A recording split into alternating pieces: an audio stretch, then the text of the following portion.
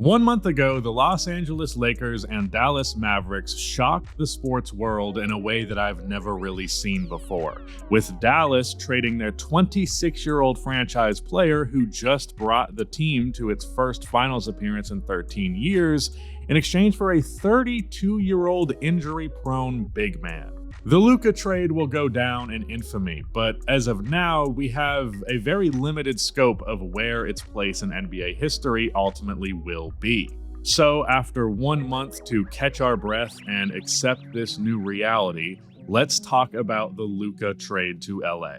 Hello everybody, welcome to Rusty Bucket. Subscribe to the channel and drop a like on the video if you enjoy. Also, go ahead and check us out on Spotify and Apple Podcasts if you want to enjoy this as an audio-only experience. Real quick, before I get into this, I also need to add, if you are interested in my deeper thoughts on this Luka deal, what it means just for the sports world at large, what it means in the context of the history of the NBA, I just posted a deep dive over on what is the main channel, but not really, Deep Dives with Rusty Buckets. It's a long form video going over LA's history of managing to steal your best team's player. But let's start positive. We're done with the promo. Let's talk about the Lakers end of things. And a majority of this video is going to be Lakers centric because there's just a lot more interesting to say as we have a much larger sample size with Anthony Davis only having played 1 game for the Dallas Mavericks. Since the Luka trade, the Lakers are 7-2, with both of their losses being early on into the deal, weirdly enough against the Utah Jazz and the Charlotte Hornets, so some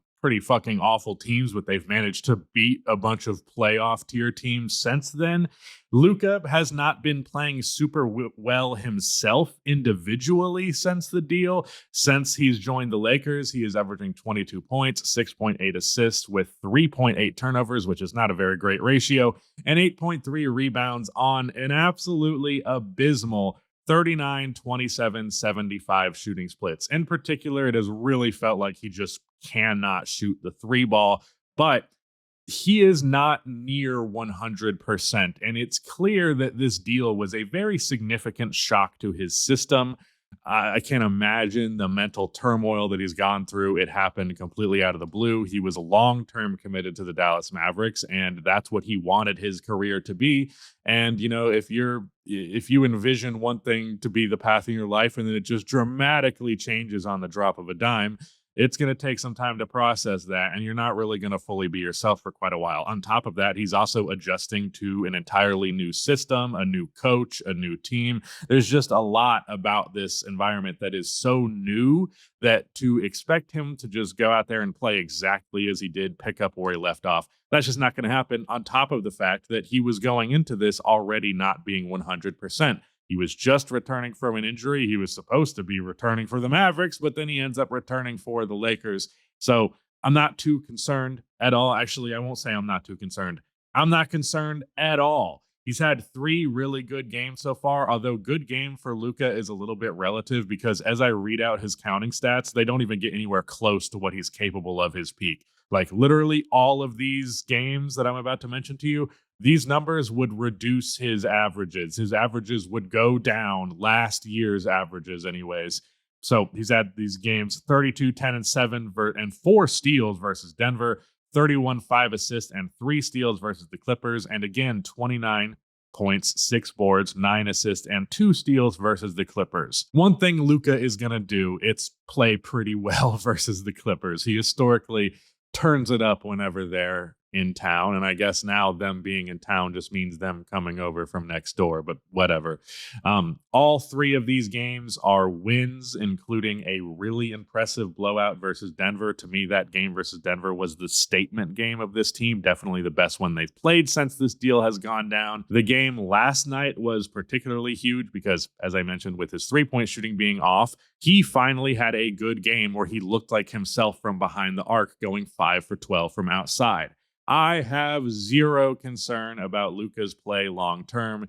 He is going to be just fine. The big thing that I've noticed with Luka in a Lakers jersey is he's been really locked in defensively.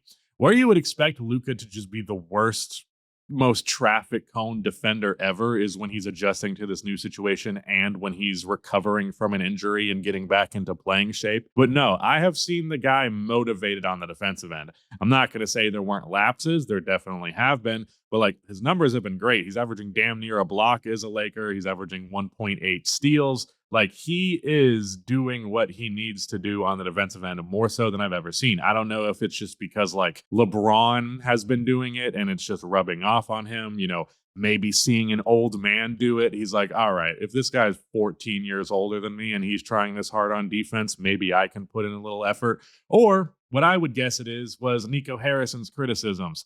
Either way, it seems that Luka is motivated to be a literally positive defender, which he has been. Since joining the Lakers, they are 5.3 points better defensively with him on the floor. I didn't say worse. I used the word better. The Lakers are a better defense with Luka than they are without him.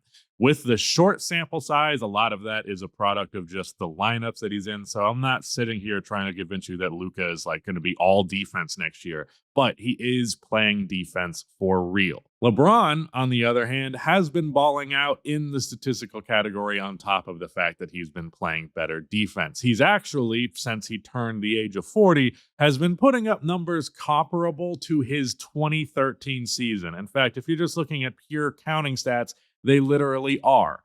Now, I'm going to do another video about the LeBron thing, just how he's been playing, the fact he's doing this at 40. That's going to get its own video. But I just want to highlight, holy shit, he been playing good. Overall, he's been putting up great numbers lately, but since the Luka deal, he's averaging 26 points, 9 boards, 6 assists, 2 stocks on 54, 39, 78 splits, taking 7 3-pointers a game. As I mentioned earlier, playing some of the best defense we have seen him play in a Lakers uniform pretty much since 2020. He looks rejuvenated. You could argue he is having like his second or third best season as a Los Angeles Laker, and he's been there for like 8 years now. So he's had multiple years of being younger than he is, playing worse than he is right now. And I think in large part that is the rejuvenation comes from the reality that he has a chance at winning a championship now, and he didn't really before. Even if the Lakers locked in to the extent they have towards the end of the season, as they have towards the end of this season with the Anthony Davis deal, I just don't think they were ever going to get there. It just wasn't really going to line up. But with Luka here, Luka is the type of player. He is a world beater. He is the type of guy that you can win a series with pretty much single-handedly. Now, that's harder and harder to do in today's NBA, especially in the Western Conference. But when you have that factor on top of LeBron playing as good as he is, it makes it all the more possible. It's also worth mentioning that Austin Reeves has been great, and he looks liberated with such little defensive attention on him.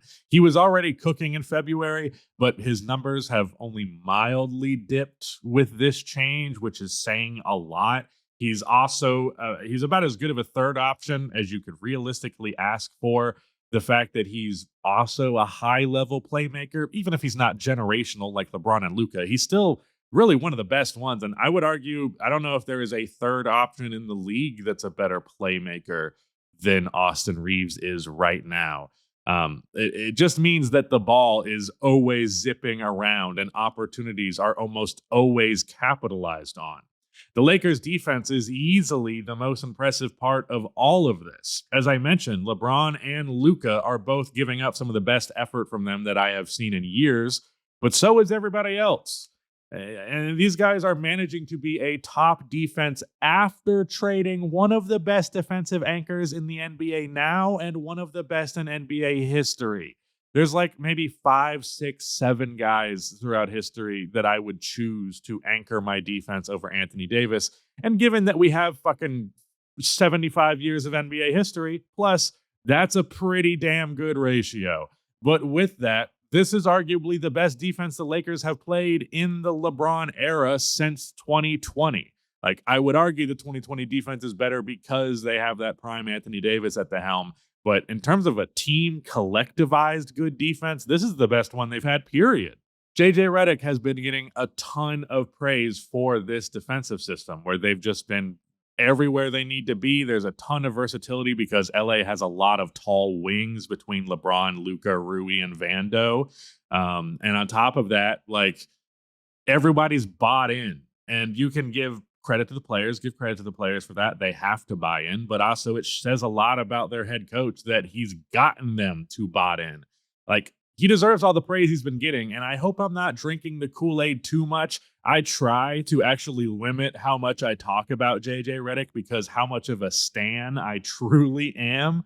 But honestly, I would find it hard. It would be hard for you to convince me he's not already a top 5 coach in the NBA. He's up there with some of the best. And I'm saying that in a year where we have had some really, really excellent coaching between JB Bickerstaff in Detroit, Kenny Atkinson in Cleveland. There's another one that I'm blanking on. JJ Redick is one of the best coaches in the NBA. Since the Luka deal, they have a historic defensive rating of 108.4, which is just 1.7 points worse than OKC's number 1 historic defense. They are literally the second best defense in the NBA since this deal has happened. If this defense can maintain, they are in the conversation for being a contender for real. I don't know if they will actually truly cross that plane, if the defense will really maintain, because guys like Hayes and Vando might just be harder to play a lot in the postseason. But if they can be that good on defense and have the LeBron plus Luka factor and how good Reeves is as a third option, all of that together, anything is possible. They have the foundation of an offense that can be more than good enough and the defense to be one of the best in the entire postseason. It's not as good of a start as you could have hoped with just because of Luka having the individual struggles, but I would argue it's pretty close to perfect because I don't think there's many outcomes where the Lakers still end up being as good defensively as they are. So all of that said, huge shout out to the Lakers. This was a good deal for them. I know that's shocking. It's only starting to bear fruit now, but man, it's really hard to imagine this only not just getting better and better as time goes on. As I mentioned earlier, there's not as much to say about the Mavericks because they've only had AD for 1 game. Now, obviously, there does exist what there is to say about that, which is like, wow, fat and lazy and doing hookah all the time sure beats sitting on the sidelines, sure beats being on the bench in street clothes. Like, Luka might not be shooting the 3 ball all that well on a Lakers jersey, but at least he's out there shooting them. Obviously, it's not like Luka is without injury concerns as well. And it's just funny how poorly this all worked out in such a short manner, like just so quickly. AD might not return this year. There is a lot of concern internally that AD is just not going to be able to come back. And be on top of that, they just can't really be good enough in the Western Conference without him to even maintain their playoff spot, let alone compete in the playoffs. Kyrie as a player option this summer. He could just fucking leave. He could leave for the Lakers, for God's sakes. And it wouldn't be unreasonable for him to do that because he signed up to play with Luka on the Mavericks, and he signed up in the past to play with LeBron. He's been hinted to go to the Lakers forever. I wouldn't be shocked at all if that's what the outcome of this was. If we're going to do some positive, just to say some good things for the Mavericks, they have been respectable without Anthony Davis. A 5-6 record since the deal is not good, but it's better than terrible, which is honestly what I expected. Kyrie has been balling out ever since, pretty much doing what he can, averaging 28, 6, 4, and 2.8 stocks, including a block per game, which is pretty wild.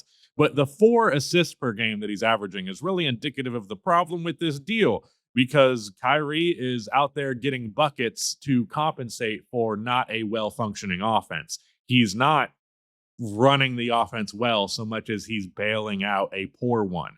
Max Christie has easily been the biggest bright spot. Not only is he one of the best 3-and-D guys in the entire league, but he's also shown a ton of off-the-dribble juice, specifically a really nasty mid-range pull-up game that he has been banking on. Since joining the Mavs, he's averaging 13.2 points and shooting 44% from 3. But on the other hand of things, if you really wanted Max Christie's production, you could have just kept Luka and gave Quentin Grimes more opportunity, as he was clearly displaying he deserved more opportunity. And since they also traded Quentin Grimes because they didn't want to pay him this offseason, well, Grimes has been averaging 16.8 points on 41% from three on higher volume, also 63% on twos. You can make the argument it's just a hot streak, or he's on the Sixers, so they need him to shoot the ball. And that is true. However, the efficiency is so good, there's not an empty stats argument to be had here. Like, literally, his splits are fucking phenomenal. And even if they go down a little bit, I still think Grimes is somebody who's capable of averaging 15 points per game on good splits and being a good at the role player all around stuff as well. The long-term consequences of this deal have yet to be seen, but I think they're going to be profound. I see no world where this doesn't age terribly. Then again, I saw no world where Luka getting traded to the Lakers at 26 would have happened, and that happened. So maybe there's a world where the crazier thing is that this isn't crazy. But I'm all but certain that that's not the reality we're going to get. I'm not going to go hard on Nico Harrison and ownership and all of that, because there's only so many ways I can call them dumb. To be clear, everyone involved in this is a fucking idiot who either just didn't know anything about basketball or did and then acted dumb anyways. But one thing that I always come back to, the number one thing that has just been circling in my head over and over, I have had issues with ego and arrogance throughout my entire life, just thinking that I know better, my way or the highway. I'm very particular about things. It can be a very frustrating experience to deal with on the other end. It can be a very frustrating experience for me because I don't want to be this picky, but I also am impossible. It's impossible for me to shut my fucking mouth. So I understand arrogance. I understand thinking you know better than everybody. But I can only stand in awe of the level of ego and hubris that went into this deal from Nico Harrison. Defense wins championships. Shut the fuck up, Nico. You are bringing in this boomer, old head ass logic to the modern NBA, where getting an offensive engine like Luka is a godsend. You don't go, oh, our best player isn't a very good defender. That means we can't win a championship. Motherfucker, who won in 2023? Nikola Jokic playing a position where being a bad defender is worse, is more negatively impactful than if you're a wing. If you're the fucking point guard, which Luka is a 6'8" motherfucking point guard. Even if he doesn't play defense all that well, he does not manage to be one of the biggest liabilities in the NBA because there's a bunch of other wings on the floor. He's 6'8". It's fine. The ignorance to even think at all that this was a good idea. But more than that, the arrogance to still do it after you go to the press and you tell multiple stories of you bringing up the idea that you would make this deal. The owner, fucking Rob Pelinka himself, they thought you were pranking them. Their reaction was to laugh in your face. If you get that negative a reaction when you float an idea out there that frequently, then you need to put your ego aside and make a decision and just go, I can't possibly know more than every single person that I've talked to. That is a level of arrogance I can't imagine. Like, here's a good example. I have always thought, I did for a while, I don't really feel this way anymore, but I always felt like I would pull off a blonde buzz cut well. I thought, give me the whole Eminem look. I want to try to dye my hair blonde with a buzz cut. And every single fucking person in my life, from my family to my friends to strangers, they laughed at me. Are you serious? There's no way you want to do that. That's a terrible fucking idea. And you know what? You never saw me with a blonde buzz cut, man. Never fucking happened, because I was like, you know what? If everybody thinks this would be a bad idea, it probably is. They need to have a level of humility and accept that you can't possibly know everything. And if everyone reacts to you like you're a fool, it's probably because you fucking are. Not always. Groupthink is a thing, but Jesus, man. He will probably go down as, if not the worst GM in NBA history, one of them. And that is very much saying a lot in a league that has featured Phil Stepien, who was so bad at his job, they had to get a rule to interfere with his stupidity in place. Billy King, who made the Paul Pierce, Kevin Garnett trade. Gar Pax, who hired fucking, what's that bald bitch's name is? I'm so glad it's been long enough that I forgot. But Jim Boylan, the worst coach who's ever been a coach in the NBA. I will not hear other perspectives on that. Congrats, Lakers fans. You're the one that benefited from it. All right. That's it. Bye.